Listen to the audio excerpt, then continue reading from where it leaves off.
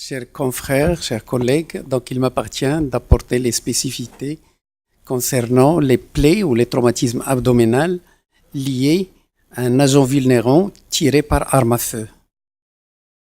Alors, je passe sur la définition et je dis que les plaies par arme à feu sont plus graves que les plaies par arme blanche, mais heureusement moins fréquentes. D'ailleurs, le caractère pénétrant il est plus marqué dans ces plaies et sont complexes avec en moyenne 3 viscères qui sont atteints par blessé. Il y a des associations lésionnelles et le blessé dans le contexte de guerre, il est multi-agressé, donc il subit les effets du blast, il est brûlé, il est projeté avec parfois des fractures. Ces plaies ne sont plus l'apanage des temps de guerre. Avec les armées modernes, il y a cette tendance vers le zéro mort. Par contre, la population civile, avec toutes ces tranches d'âge, reste la plus exposée dans les attentats terroristes, dans les guerres civiles, dans les boucliers humains. S'ajoutent aussi les violences criminelles dans les grandes villes, les grandes métropoles. Donc ce ne sont plus les chirurgiens militaires qui sont concernés par cette chirurgie, donc tout chirurgien, qu'il soit militaire ou civil, dans un petit hôpital ou dans un grand hôpital d'infrastructure, peut être confronté à ce type de blessure. Les circonstances de survenue, d'abord il y a le temps de guerre, donc où prédominent les explosions, c'est-à-dire la projection d'éclats, c'est plus de 80%. Au Maroc, donc, la plus grande série de plaies abdominales donc, a été colligée lors de la guerre du Sahara. Il a été exposé au début des années 90. En temps de paix, donc là, il y a les explosions industrielles, les explosions donc, terroristes, il y a les accidents de chasse, les meurtres et les autolyses. Un modèle de violence aux États-Unis, donc 24 000 tués, 300 000 blessés par an. Un autre modèle de violence, c'est l'Afrique du Sud, à Johannesburg, plus de 4 000 blessés par balle par année. Dans nos hôpitaux militaires, donc, ces plaies, on les reçoit comme plaies accidentelles, tentatives de suicide. On reçoit des blessés donc, de pays donc, évacués donc, de pays amis, donc Libye, Palestine. On a des hôpitaux donc, mobiles qui sont installés, donc ils travaillent sous l'égide des Nations Unies, actuellement en République démocratique du Congo, qui reçoivent donc des blessés par balle, des blessés par arme à feu. On a également des hôpitaux qui travaillent dans un cadre humanitaire et qui reçoivent des réfugiés civils qui sont victimes de blessures de guerre. C'était le cas lorsqu'on était installé en Tunisie pour les réfugiés libyens. Et actuellement en Jordanie, donc on reçoit toujours des réfugiés syriens blessés. L'homme est le plus atteint, donc nettement. La fréquence de ces plaies par rapport aux blessures, aux totalités des blessures par arme à feu, il représente 10,7%, donc c'est expliqué par la surface exposée et aussi par la protection, par le gilet pare-balles. L'atteinte multiviscérale, donc en moyenne, c'est 3 viscères par patient. Il s'agit plutôt d'associations, il s'agit plutôt d'atteinte régionale, donc parce qu'on a surtout une fréquence importante des plaies thoraco-abdominales qui peut arriver jusqu'à 30%, des plaies lombo-abdominales et beaucoup moins fréquentes, donc les plaies abdominales, abdominopfessières ou abdominopelvifessières ou périnéo-abdominal. Les agents vulnérants qui sont donc des projectiles, c'est un ensemble très hétérogène. Donc c'est soit des éclats de grenades, des éclats de mines, de bombes, de roquettes, et en temps de guerre, donc ils représentent plus de 80%. Les balles, donc, ce sont des balles ou des plomb qui sont tirés par des armes individuelles de poing comme les pistolets ou les revolvers. Donc, d'épaule, fusil d'assaut, donc le Kalachnikov et le FAMAS qui tirent des plaies, qui tirent des balles à haute vélocité qui sont très vulnérables. Et puis le fusil de chasse qui tire les gerbes de plomb. Le contact ou l'interaction entre le projectile et le tissu va déterminer la lésion. Alors la lésion, c'est un tunnel qui va être créé par le projectile dans le tissu. Donc c'est une attrition, c'est un broiement de tissu avec aspiration donc de débris de l'extérieur vers l'intérieur. On appelle ça la cavité permanente.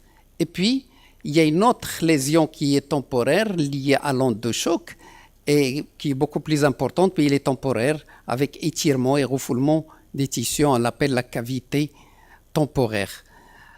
Lorsque une balle se fragmente au contact de la cible, donc il va déterminer d'autres projectiles secondaires. Chacun aura son tunnel propre. Là, la gerbe de plomb, il y a un seul tunnel et puis par la suite, donc chaque plomb donc a un trajet. Donc, le profil lésionnel donc, dépend non seulement de ceci, mais dépend d'autres facteurs. Il y a l'énergie libérée, il y a les balles à haute vélocité, c'est surtout en temps de guerre qu'on voit ça, et les balles de faible énergie, comme celles utilisées par les armes tenues par la police. Il y a aussi la distance par rapport à la cible, il y a la stabilité des projectiles, il y a la nature du projectile. Plus important que ça, c'est la réponse du tissu vis-à-vis du projectile. Alors, plus la densité est importante, plus l'élasticité est faible, c'est le cas des organes pleins, foie, rate, rein, le transfert d'énergie est important et c'est pourquoi qu'on assiste parfois à des éclatements. Lorsque la densité est faible et l'élasticité est élevée, c'est le cas du poumon et des organes creux comme l'intestin, le transfert d'énergie est faible. Lorsqu'il y a un contact avec l'os, donc il y a une fragmentation, et les esquilles osseuses vont se comporter comme des projectiles secondaires. Et les lésions donc, sont des lésions d'écrasement, d'étirement, de déchirement, et en plus, lorsqu'il y a un éclat, on a la notion de coupure, cutting. Alors, on a un orifice d'entrée, lorsqu'on a uniquement l'orifice d'entrée, donc c'est des plaies bornes, mais lorsqu'on a un orifice de sortie, donc on a un trajet projectilaire. Et là, on imagine dans ce trajet, donc c'est une imagination anatomique qui va présumer des organes qui sont potentiellement lésés. Alors, il y a le caractère pénétrant est plus important dans ces plaies par arme à feu, donc il arrive à 70%. On a 3 lésions viscérales par blessé. Les organes les plus fréquemment atteints, le côlon, le foie, la rate, les reins. Les atteintes vasculaires sont beaucoup plus atteintes que dans les plaies par arme blanche, 28 versus 3%. Les plus gros vaisseaux sont plus exposés, donc l'aorte, la veine cave inférieure, les veines hépatiques. L'atteinte artério-veineuse, ça se voit dans la région iliaque, dans les régions mésentériques, et la mortalité est très élevée, il dépasse les 50%. Et puis il y a les plaies des régions donc anatomique, la plaie thoraco-abdominale très fréquente et va nécessiter une thoracotomie de sauvetage dans 20% des cas. Il y a les plaies abdominopelvifessières qui sont plus rares avec un risque hémorragique immédiat puis septique secondairement. Et puis on distingue ici les plaies par arme à feu qui ouvertes et fermées. Donc ouverte, c'est lorsqu'il y a une éviscération et qui représente 10 à 20%. Comment prendre en charge ces plaies? En fait, ça peut être le plus souvent, c'est échelonné, donc en un ou deux relais. Donc il y a le poste de secours, il y a l'hôpital de niveau 2, on peut opérer les malades, sauver des malades, donc opérer des malades dans un premier temps, et puis l'évacuation vers un hôpital de niveau 3 ou 4. Alors, si on a un influx important de blessés, il faut faire un triage médico-chirurgical qui doit être assuré par le couple chirurgien-réanimateur le plus expérimenté. Et ils vont catégoriser les urgences en urgence absolue, extrême urgence et première urgence, urgence relative, deuxième et troisième urgence et urgence différée. Mais actuellement, donc avec les attentats, il y a possibilité, avec les crimes aussi dans les grandes villes, il y a possibilité de traitement d'emblée dans un centre hospitalier qui est bien équipé. Et là, lorsqu'il y a beaucoup de blessés, donc on va adopter le système de régulation. Alors, cette prise en charge commence par l'évaluation clinique initiale. En fait, ça ne diffère pas de ce qu'a dit le professeur Amraoui. Donc, l'évaluation des grandes fonctions, l'examen local, l'orifice d'entrée, l'orifice de sortie. Il faut dire que l'orifice de sortie est beaucoup plus délabré, beaucoup plus ouvert que l'orifice d'entrée qui est généralement pectiforme. Il faut voir les écoulements de sang, de liquide digestif, d'urine. Il faut toujours retourner le blessé, examiner le dos, les fesses, le périnée. Il faut rechercher un syndrome péritonéal, l'épanchement péritonéal, le toucher rectal, donc lorsqu'il y a du sang, c'est synonyme de plaie digestive, l'aspect des urines, lorsqu'il y a des sangs, donc c'est qu'il y a une lésion dans l'arbre urinaire, les peaux fémoraux, la lésion osseuse, surtout au niveau du bassin et de la hanche, voir s'il y a une hyper ou hypothermie. Il faut ouvrir un dossier transfusionnel, faire les premiers prélèvements, donc pour le groupage RAI, hématocrite, hémoglobine. Pour l'imagerie, donc dans les hôpitaux de campagne, donc on dispose d'échographes mobiles qui peuvent travailler donc avec des piles, mais ils rendent service parce que l'échographie a une grande sensibilité pour les épanchements liquidiens avec un seuil de détection de 150 à 250 millilitres. Bien sûr que la TDM, c'est l'examen de référence avec une grande sensibilité. La PLP continue à être réalisée donc par des équipes américaines. Et elle reste très fiable pour montrer le caractère pénétrant. L'exploration de la plaie localement, sous anesthésie locale, aux urgences, ou bien sous anesthésie générale lorsqu'on a l'intention donc d'opérer un malade avec un autre geste d'urgence. La radiographie pulmonaire, donc il va rechercher donc l'épanchement ou le projectile.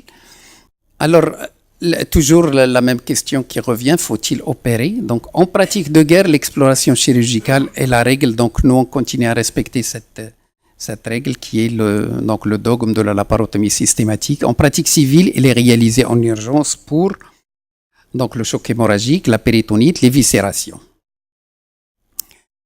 Alors, il y a trois situations. Il y a les patients qui sont extrêmement instables avec état de choc réfractaire. Pression artérielle systolique moins de 6,5 ou bien imprenable. L'atteinte vasculaire est majeure, notamment aortique. La voie d'abord la plus consensuelle, c'est la thoracotomie antérolatérale de sauvetage. Donc là, ça va permettre le massage cardiaque, le clampage de l'aorte thoracique. Il y a aussi la laparotomie médiane d'emblée, lorsqu'on a la certitude que l'hémorragie est abdominale. Donc ça permet le clampage de l'aorte cœliaque. Et les malades sont conduits sans imagerie au bloc opératoire. Alors, les patients instables, une pression entre 6,5 et 9, donc chirurgie en extrême urgence, bilan d'imagerie, échographie radio de poumon, laparotomie médiane, si plaie purement abdominale, mais il y a aussi la place de la thoracotomie. Il faut dire que le séquençage qui est incorrect, est source de surmortalité. Donc, il faut quand même être guidé pour la thoracotomie, surtout par le drainage pleural.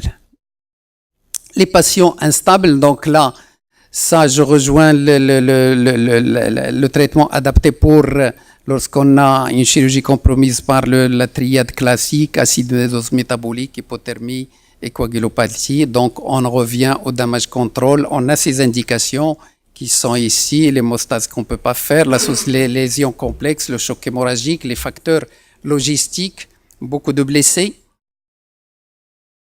Alors là, c'est le tamponnement, c'est au niveau hépatique, au niveau du pelvis.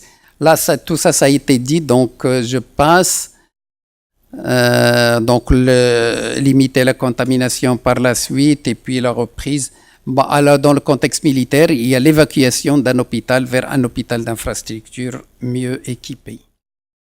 Pour les patients stables, alors là, il y a de la différence quand même.